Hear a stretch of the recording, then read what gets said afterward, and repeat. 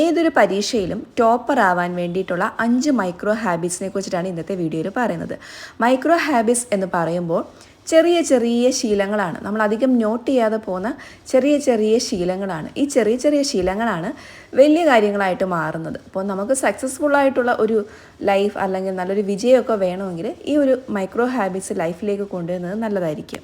വീഡിയോയിലേക്ക് കിടക്കും മുമ്പ് ഒരു കാര്യം പറയാനുണ്ട്. ഞാൻ എഴുതിയ സ്റ്റഡി മോട്ടിവേഷൻ ബുക്ക്, അതിൻ്റെ ലിങ്ക് ഫസ്റ്റ് കമൻറ്റിൽ കൊടുത്തിട്ടുണ്ട്. ഇപ്പോൾ അത് ആമസോണിൽ അവൈലബിൾ അല്ല, ഔട്ട് ഓഫ് സ്റ്റോക്കാണ്.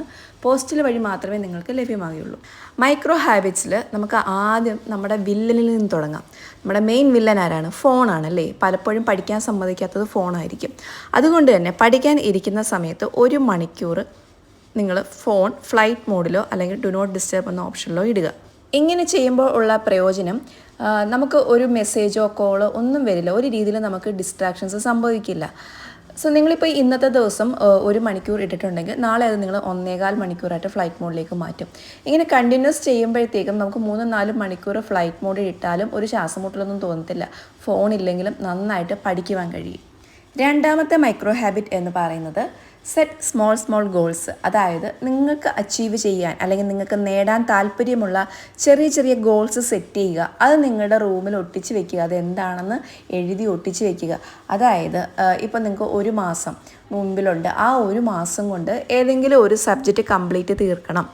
അതല്ലെങ്കിൽ ഇപ്പോൾ വരുന്ന ആനുവൽ പരീക്ഷയിൽ ഇത്ര ശതമാനം മാർക്ക് വാങ്ങണം.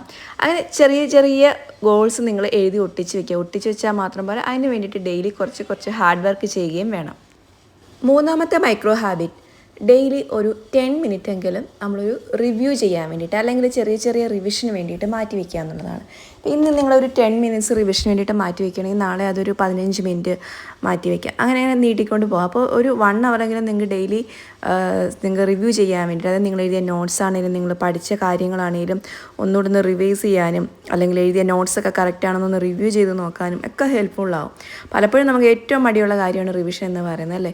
ഇപ്പോൾ നിങ്ങൾ റാങ്ക് ഫയൽ വെച്ചിട്ട് ഏതെങ്കിലും പരീക്ഷയ്ക്ക് പഠിക്കുകയാണെങ്കിൽ നിങ്ങൾ ഇന്നൊരു 5 പേജ് പഠിച്ചിട്ടുണ്ടെങ്കിൽ ഒരു 5 മിനിറ്റ് കൊണ്ട് നിങ്ങൾക്ക് 2 പേജെങ്കിലും ഒന്നുകൂടെ ഒന്ന് റിവിഷൻ ചെയ്യാൻ പറ്റുമല്ലോ. നെക്സ്റ്റ് ഡേ അത് വീണ്ടും 10 മിനിറ്റ് ആകുമ്പോൾ വീണ്ടും കുറച്ചും കൂടെ പേജസ് പഠിക്കാൻ പറ്റും. നാലാമത്തെ മൈക്രോ ഹാബിറ്റ്, കീപ് ഹൈഡ്രേറ്റഡ്. അതായത് നമ്മൾ പഠിക്കുമ്പോഴാണെങ്കിലും എപ്പോഴാണെങ്കിലും നമ്മുടെ ബോഡി നല്ല ഹൈഡ്രേറ്റഡ് ആയിരിക്കണം. ഹൈഡ്രേറ്റഡ് ആയാൽ മാത്രമേ ബ്രെയിന് നന്നായിട്ട് പ്രവർത്തിക്കുകയുള്ളൂ. നമ്മുടെ ബുദ്ധിയാണെങ്കിലും നല്ല എനർജിയൊക്കെ വന്ന് നന്നായിട്ട് നമ്മൾ പഠിക്കുകയും നല്ല കാര്യങ്ങളൊക്കെ ചെയ്യണമെങ്കിൽ നമ്മൾക്ക് എപ്പോഴും ഹൈഡ്രേറ്റഡ് ആയിരിക്കണം.